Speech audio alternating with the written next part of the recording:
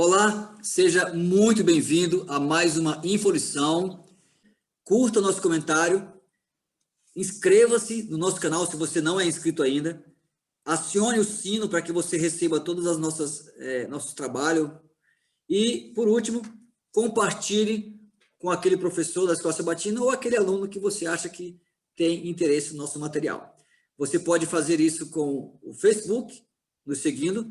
Você pode nos seguir também através do Instagram. E se você tiver interesse, através dessas redes, você põe lá o seu telefone e nós adicionamos você no grupo de WhatsApp e você pode receber todos os dias, um dia anterior, os comentários da Infolição. Hoje nós estamos aqui com a nossa equipe, pastor Bruno Flávio, que é o nosso titular. E temos aí aquele que aparece como cometa Harley aí, a cada 72 invernos, o professor Ramon, né? Quem não está com saudade do professor Ramon, com seus idiomas, dialetos aí, nos trazendo sempre conhecimento da área linguística. E hoje nós queremos aqui citar a ausência do pastor Pablo Amon, que está numa emergência lá, e do pastor Elton também. Antes de iniciarmos a nossa lição, eu convido aqui ao pastor Bruno Flávio para que interceda por nós em oração. Vamos orar então.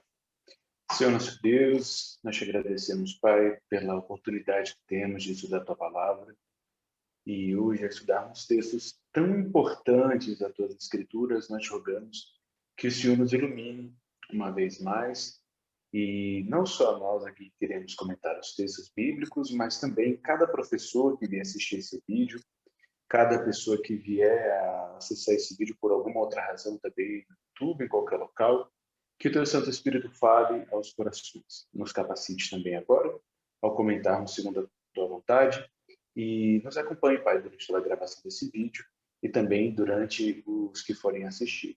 É o que nós pedimos em nome de Jesus Cristo, Teu Filho. Amém.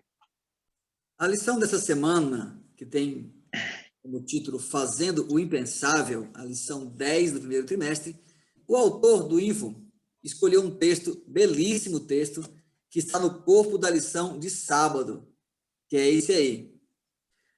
Antes, a si mesmo se esvaziou, assumindo a forma de servo, tornando-se semelhante a homens e reconhecido em figura humana, a si mesmo se humilhou, tornando-se obediente até a morte e morte de cruz.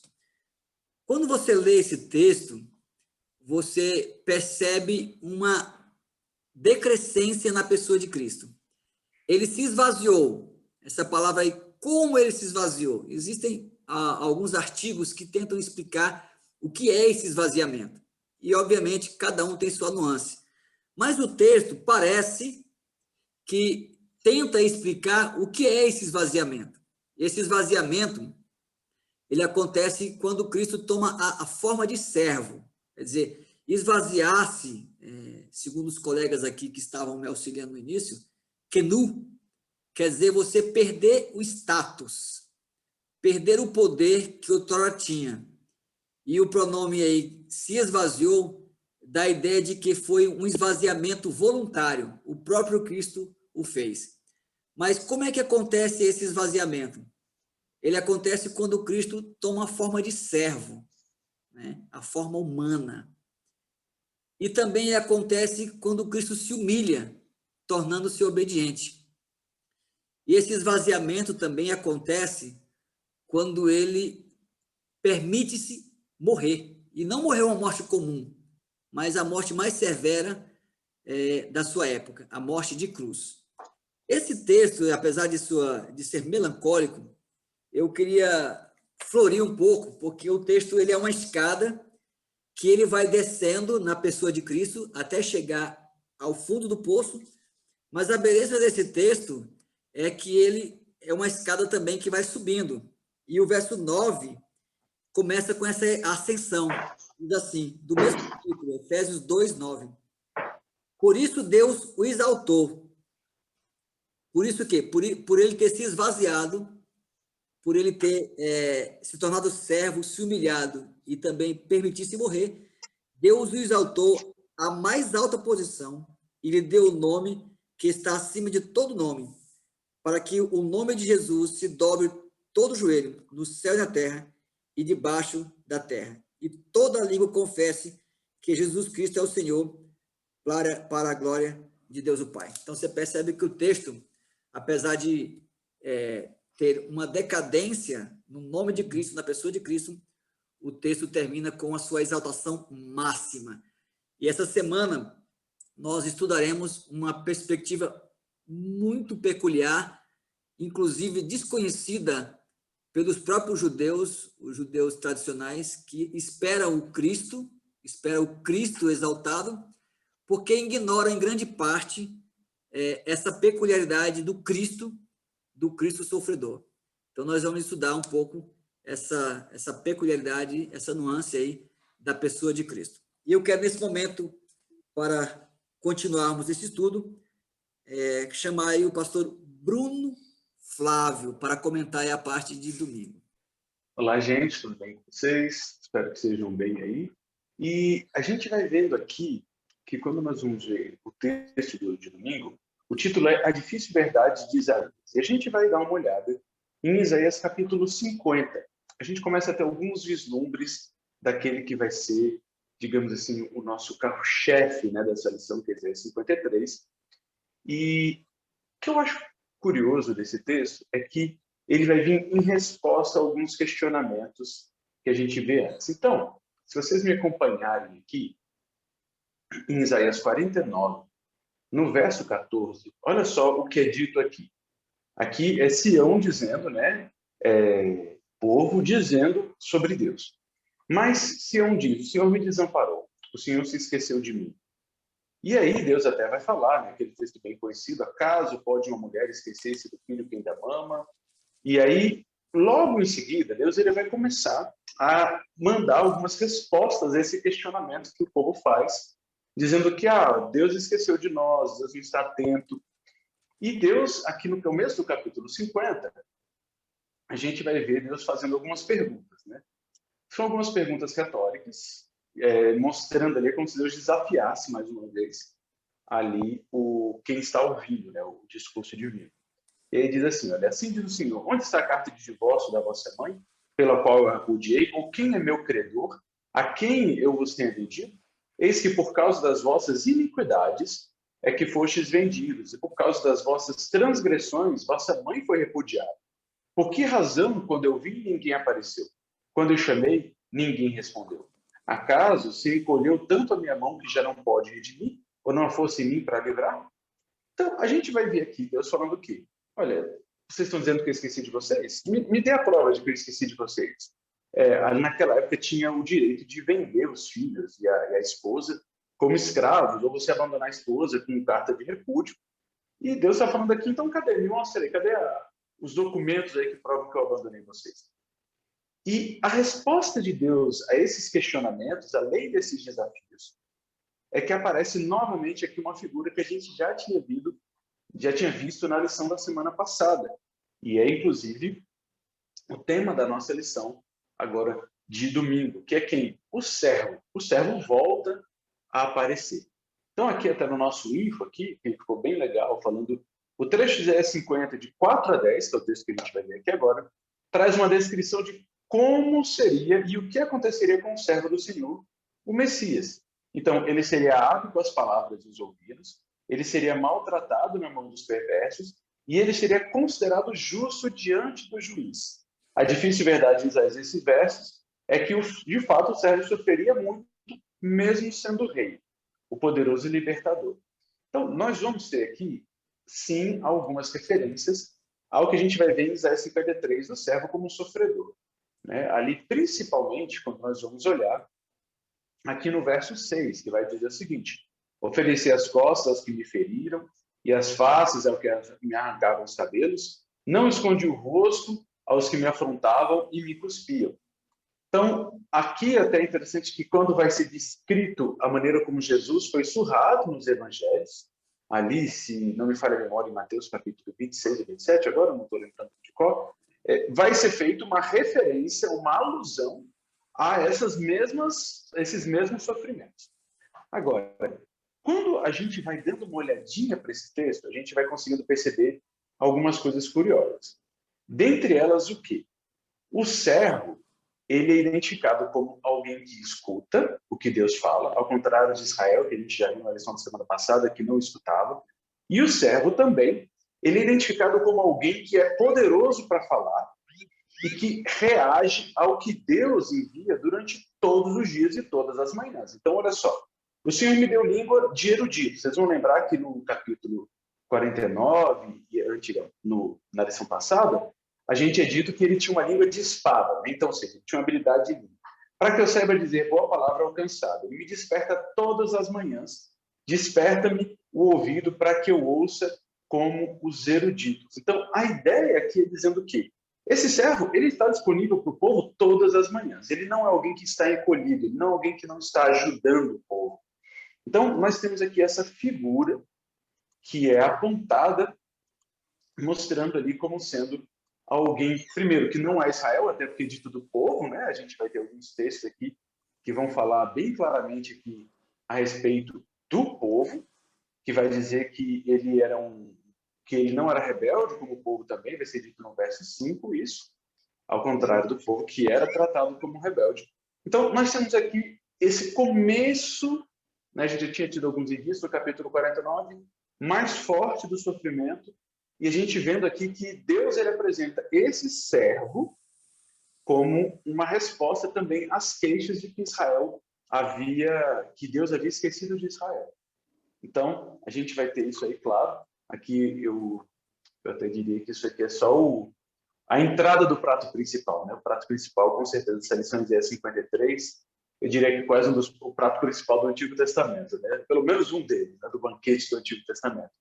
Mas é uma boa introdução para a gente começar a já ficar atento para essa figura do servo sofredor. A parte de segunda-feira fala sobre o poema do servo sofredor. Esse poema ele está entre o capítulo 52, versículo 13 de Isaías, até o capítulo 53, verso 12. Cada frase do poema do servo sofredor, ele tem um significado muito profundo que revela a busca impensável de Deus para salvar a humanidade mergulhada, né, no pecado. Bem, antes de nós entrarmos no poema do servo sofredor, Isaías, durante o seu livro, ele preparou muito bem a sua audiência, desenvolvendo ao longo dos seus capítulos esse tema maravilhoso, o tema do Messias, o tema messiânico. Lá em Isaías capítulo 7, verso 14, ele falou sobre a concepção e o nascimento do Messias. Em Isaías 9, verso 6 e verso 7, ele falou sobre o Messias como rei e descendente de Davi. Em Isaías 11, versos 1 até o 16, ele falou que a obra do Messias seria a restauração de Israel. E em Isaías 42, verso 1 a 7, ele falou que o ministério do Messias seria pacífico e que ele traria a libertação da injustiça e do sofrimento para o povo. Então, antes ainda do poema do verso sofredor, ele ainda menciona lá no capítulo 49, verso 1 a 12, e no capítulo 50, né, do verso 6 até o 10, que o contraste entre a tragédia antes da exaltação. Esse seria o drama do Messias, esse contraste, tragédia e depois exaltação. E agora nós entramos no poema do servo sofredor. Isaías 52, 13 e 53, verso 1, fala do contraste na aparência do servo, né? Esse início doloroso do declínio da origem do servo e de sua aparência comum até o seu sofrimento e rejeição. no verso 2 e 3, né? O verso 4 a 6 fala do castigo substitutivo do servo. Do verso 7 a 9, a continuidade do declínio dos servos.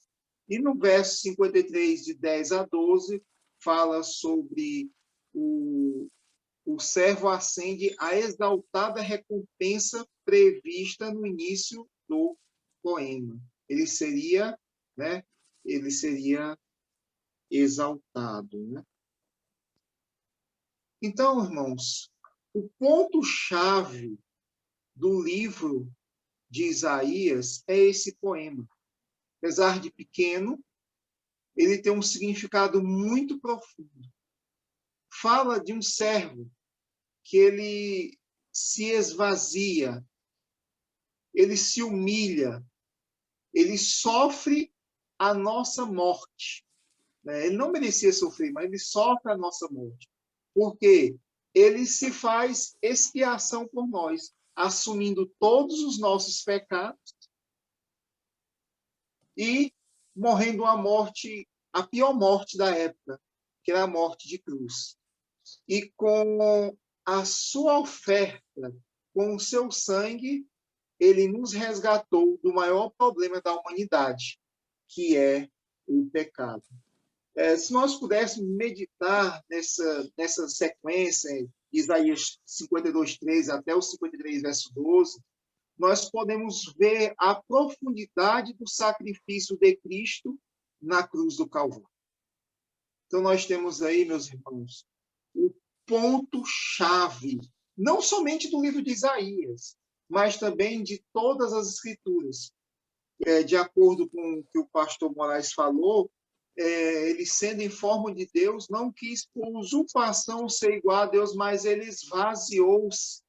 Ele assumiu a forma de servo. Ele humilhou-se a tal ponto, morrendo uma morte tão terrível, morte de cruz. Sabe por quê? Porque ele nos ama de uma tal maneira que deixou tudo só para nos salvar.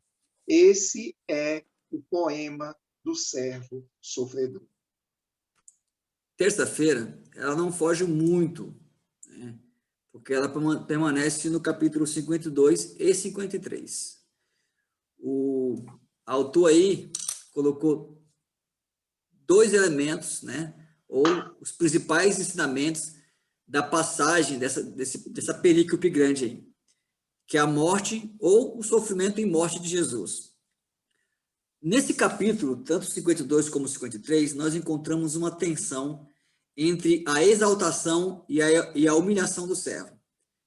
Nós podemos encontrar, ora, um servo exaltado, assim, sutilmente, e ora, um servo sofredor, com mais ênfase no sofrimento e na humilhação. E eu destaquei alguns versículos aqui que mostram essa tensão. Por exemplo, no capítulo 22, no capítulo 52, mostra um pouquinho da exaltação do servo. No verso 14, por exemplo, do 52, diz assim como no 13, veja, o meu servo agirá com sabedoria, será engrandecido, elevado e muitíssimo exaltado. Nós estamos tratando de um mesmo servo aqui, só que você vai encontrar essa tensão de exaltação e humilhação o tempo todo. Afinal de contas, ele é um servo que vai ser exaltado ou um servo que vai ser humilhado? E ainda na questão da sua exaltação, o verso 14 diz assim, houve muitos que ficaram pasmos diante dele. Esse silêncio que pasma a multidão traz atenção também. Será que eles estavam pasmos pela aparência irreconhecível ou pela sua sabedoria ou pelo seu elevado conhecimento? A estrutura do texto dá a impressão que eles ficaram pasmos pelo fato do servo ser irreconhecível. E o versículo 15 fala também um pouco dessa exaltação. Diz, de igual modo, ele aspergirá muitas nações e reis calarão a boca por causa dele, pois aquilo que não lhe foi dito verão, e o que não ouviram compreenderão. Então, aqui nesse primeiro momento, nós encontramos um servo que ele causa espanto, um espanto, ora, um espanto que é pela aparência dele, também um espanto pela exaltação do seu conhecimento e sabedoria, e um espanto pela mensagem que ele prega, que diz que muitos conhecerão e compreenderão. Quando você vai para o capítulo 53, aí você muda totalmente a figura.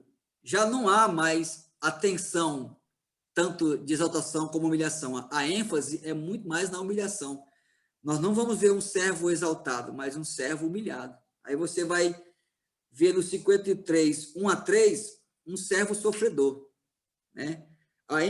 Esses versos, a ênfase está nas palavras dores, enfermidade, castigo, aflição, transpassado.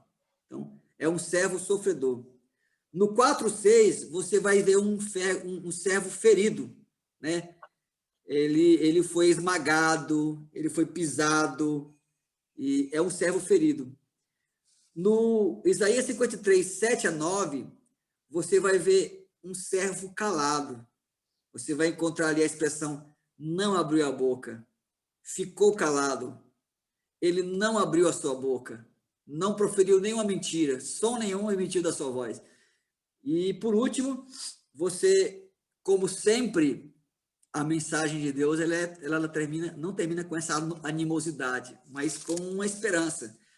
Porque a última característica desse servo, como eu disse, é uma tensão que vai se alternando.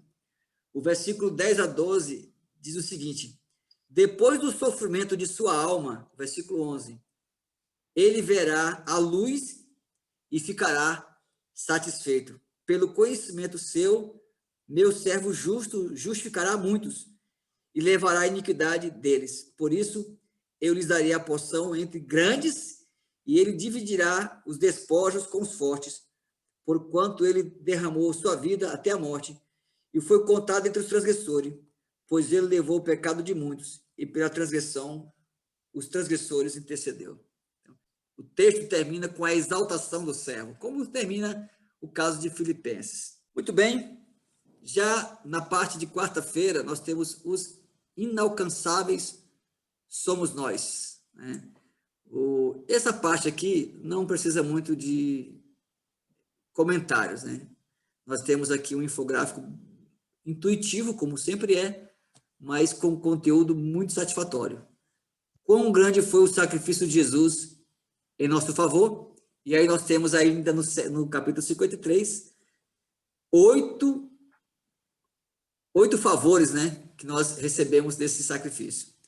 Ele foi desprezado e rejeitado a nosso favor, em nosso favor. Ele foi ferido por nossos erros. Ele foi moído pelos pecados. Ele foi oprimido e humilhado. Na coluna da direita você vai encontrar. Ele tomou as nossas enfermidades. Ele tomou o castigo que nos traz a paz. Ele tomou a iniquidade de todos. Ele tomou a morte injusta. Mas por que Messias faria o impossível de sofrer tanto? Simplesmente para alcançar os inalcançáveis. E os inalcançáveis somos nós. Ok. Como eu falei, é um texto belíssimo, né? É a cereja do bolo. E eu acho fantástico. Eu até diria, né, que a gente poderia ter aqui talvez até um trimestre só estudando sobre Isaías 53, ali as conexões que ele tem com outros textos bíblicos. É um dos textos bíblicos mais citados no Novo Testamento, ali textos com peso teológico. Paulo vai citar Isaías 53, os evangelhos vão citar Isaías 53. Mas, pegando um pouquinho ali do que ainda não falamos, né, de Isaías 53, a gente vai ter aqui, como já é meio que autoevidente, algumas considerações, e uma delas é que o Novo Testamento, como a gente até falou por alto, ele vai usar abertamente Isaías 53 para se referir a Cristo. Tem um texto aqui que eu acho bem interessante, que é Atos capítulo 8, 32 a 33. Aqui é Filipe e Eunuco. Né? Então, olha só o que diz aqui. chega lá Filipe, ele está encontrando ali o eunuco, e fala o quê? Ora, a passagem da Escritura que estava lendo era essa: foi levado como ovelha ao matadouro, e como cordeiro mudo perante o seu tosqueador, assim ele não abriu a boca. Na sua humilhação lhe negaram justiça. Quem lhe poderá descrever a geração? Porque a terra é da sua vida tirada. E aí, logo depois que o eunuco está lendo isso, Felipe vem, né, e faz aquela boa e velha pergunta que a gente tem até um livro de hermenêutica bem conhecido com esse título, que é: entendes o que lês? Você está entendendo o que você está lendo? E o eunuco estava lendo justamente essa parte, ele vai falar: mas tudo bem, o que isso quer dizer? E Filipe ele vai dizer abertamente: isso aqui está falando sobre Jesus Cristo, que veio e morreu. E a lição de quinta, ela vai lidar com isso de um ponto de vista de Jesus como sendo um sacrifício. E esse ponto é muito interessante, porque ainda que seja apresentado o texto como um servo que sofre, eu diria que a gente olhar só como alguém que sofre é incompleto. Um exemplo que eu gosto de dar é o seguinte: você pode ter alguém que sofre por você. Então a gente costuma dizer: não, Jesus sofreu por mim. Mas se você for para pensar, uma coisa, você pode ter alguém que nem gosta tanto de você que sofre por você. Então um exemplo que eu costumo dar é alguém que aquelas paixões platônicas, né? Às vezes tem alguém que você era apaixonado, alguém que era apaixonado por você, e essa pessoa sofre por você e daqui a um ano, daqui a algum tempo, nem lembra mais quem você é. Agora, a grande pergunta não é se alguém sofre por você, é se alguém sofre no seu lugar. Então, o pastor Amin, ele cita no livro dele, o Incomparável Jesus Cristo, né? Que fala que ao olhar para a cruz, a gente é tentado dizer: olha, ali está o Filho de Deus. Ele diz assim: errado, ali estamos nós representados pelo Filho de Deus.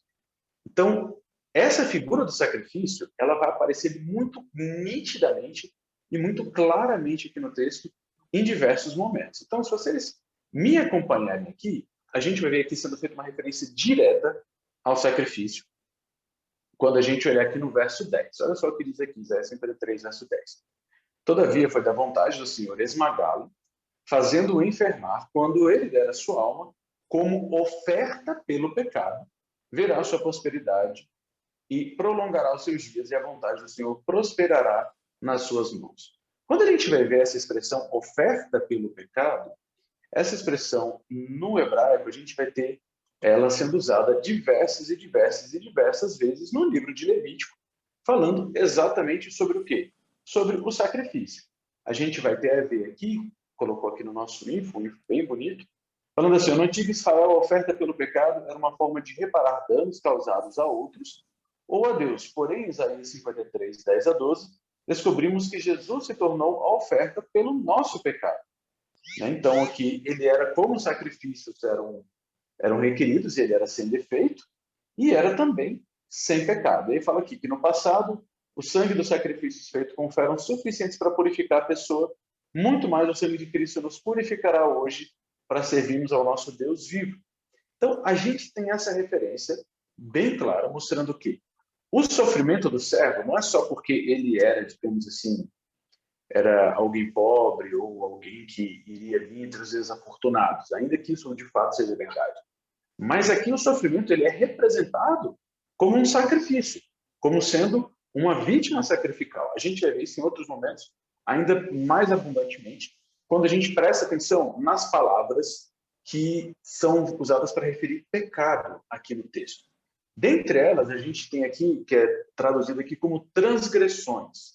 Então, se a gente prestar atenção aqui na Almeida, o que é traduzido por transgressões, olha só o que a gente vai ter aqui.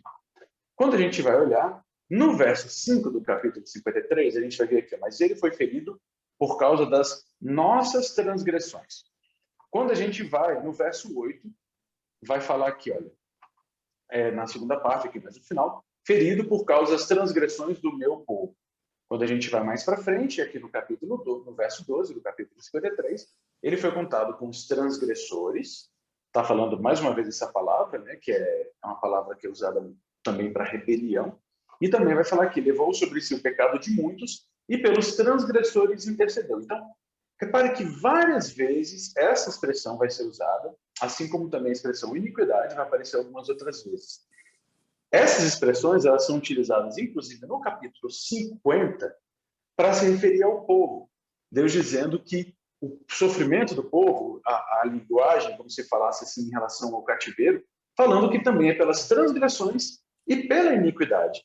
Então, todo esse capítulo ele vai ser amarrado em cima dessa figura de que esse servo ele não só vai vir sofrer, mas ele vai sofrer como vítima sacrificial pelas nossas transgressões. A figura que a gente tem é o que a gente chama na teologia da figura da substituição. Então, a figura da substituição é uma figura muito comum no livro de Levítico, e ela, no livro de Levítico, ela é um tipo, né? Ela é uma figura que prefigura a Cristo, onde a gente tem o quê? Uma vítima inocente vai ser ofertada no lugar de quem oferece ela, que é pecador. Então, o pecado vai para o inocente e a inocência da vítima vai para o pecador. Em outras palavras, toda essa figura, essa imagem do servo sofredor colocada em Isaías 53, é uma imagem que aponta para essa substituição, onde Cristo é inocente. Cristo sofre, e a gente vê isso várias vezes, porque ele é ferido pelas nossas transgressões. Ele é esmagado pelas nossas iniquidades. A gente vai ver que quem se afasta somos nós. Então, toda vez que você vai vendo as expressões dizendo negativas, elas vão estar se referindo a quem? A primeira pessoa do plural. Nós, nós, nós, nós. É curioso que aqui é um texto muito fácil, inclusive, pela providência divina, de nós aplicarmos ele mais diretamente. Então, todas as vezes que aparece aqui falando do que o povo faz, do que nós fazemos, a gente só pisa na bola. Mas toda vez que aparece aqui falando de Cristo, do que ele fala, ele está pagando o preço do que nós fizemos de errado. Então, a gente tem aqui uma figura não só de alguém que sofre, mas de alguém que sofre, e não só de alguém que sofre por nós, mas alguém que sofre no nosso lugar, alguém que sofre a punição que nos era devida. A gente tem aqui a figura de um sacrifício. Pois não. Nessa parte final, parte sexta-feira, no estudo adicional, é uma síntese de tudo que nós estávamos estudando durante a semana. O ministério de Cristo, o que ele fez que foi impensável? Bem, ele fez muitas coisas que para nós seriam impossíveis. Primeiro, o impossível nascimento de uma virgem. O poder do Altíssimo sobreveio sobre Maria, que era uma virgem, e Jesus foi concebido pelo poder do Espírito Santo e nasceu de uma virgem. Estava predito lá em Isaías 7, verso 14. Em Isaías 53, verso 7 até o 9, o inimaginável sacrifício pelos pecadores. As nossas culpas são tão grandes perante Deus que um sacrifício inimaginável teria que ser feito. Jesus ofereceu sua própria vida, morrendo a morte que era para nós, só porque ele nos ama e quer nos salvar. E o terceiro ponto, que está em Isaías 53, 11, o inacreditável ressurgimento dos mortos. Jesus ressurgiu naquela manhã do primeiro dia da semana. E ao ressurgir, ele também nos diz, assim como eu ressuscitei dos mortos, aquele que crê em mim ressuscitará também. O que é que Jesus fez? Algo inacreditável. Fez com que toda a humanidade, com que todos aqueles que nele creem, não pereça, mas tenha a vida eterna. E eu poderia citar aqui uma quarta opção do inimaginável, do impensável ministério de Cristo. Ele alcançou aqueles que eram inalcançáveis. Nós, pecadores. Nós estávamos separados de Deus pelo pecado. e ele nos alcançou. Ele fez o impossível, alcançar os inalcançáveis. Que Deus maravilhoso! Que Deus tão grandioso é esse que se esvaziou, não se apegou à sua divindade, assumiu uma forma inferior, a forma de ser humano, e ainda nessa forma ainda se humilhou mais ainda, sendo servo, servindo a todos, se humilhou mais ainda, porque ele foi chicoteado, cuspido, ele foi moído, ele foi esmagado pelas nossas transgressões. Morreu a morte, que era a pior morte daquela época, e só os piores, os mais nefastos, assassinos, pecadores morriam. Ele assumiu essa morte. Só para alcançar a todos nós que éramos inalcançáveis. A ele, Jesus Cristo, toda a honra e toda a glória, porque, sendo Deus, se tornou homem para nos salvar. Que Deus maravilhoso! É por isso que, se nós parássemos e estudássemos Isaías 53, nós passaríamos aqui muito tempo estudando, né? Porque esse capítulo é a síntese de todo o plano da salvação e do grande amor que Deus tem para com a humanidade, que não merece a salvação, mas Ele a doou para nós pela sua excelsa graça. Que Deus maravilhoso. Oremos.